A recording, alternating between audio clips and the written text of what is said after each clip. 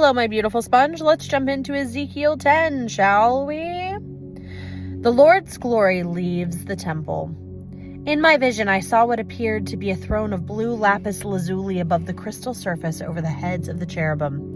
Then the Lord spoke to the man in linen clothing and said, "Go between the whirling wheels beneath the cherubim and take a handful of burning coals and scatter them over the city." He did this as I watched.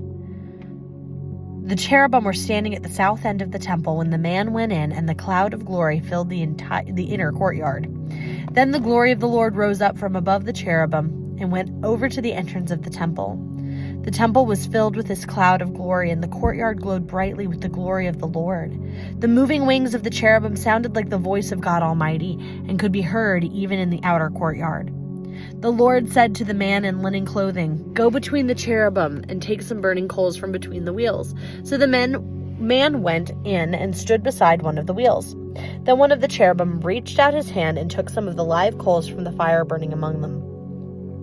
He put the coals into the hands of the man in the linen clothing, and the man took them and went out. All the cherubim had what looked like human hands under their wings. I looked, and each of the 4 cherubim had a wheel beside him, and the wheels sparkled like beryl. All 4 wheels looked alike and were made of the same. Each wheel had a second wheel turning crosswise within it. The cherubim could move in any of the 4 directions they faced without turning as they moved. They went straight in the direction they faced, never turning aside. Both the cherubim and the wheels were covered with eyes. The cherubim had eyes all over their bodies, including their hands, their backs, and their wings.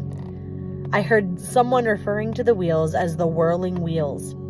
Each of the 4 cherubim had 4 faces. The first was the face of an ox. The second was a human face. The third was the face of a lion, and the fourth was the face of an eagle. Then the cherubim rose upward. These were the same living beings that I had seen beside the Kabar River.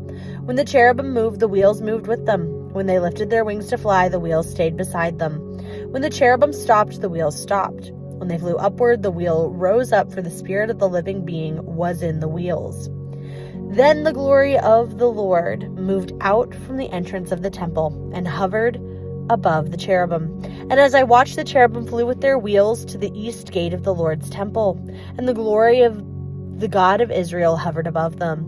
These were the same living beings that I had seen beneath the God of Israel when I was by the Kabar River.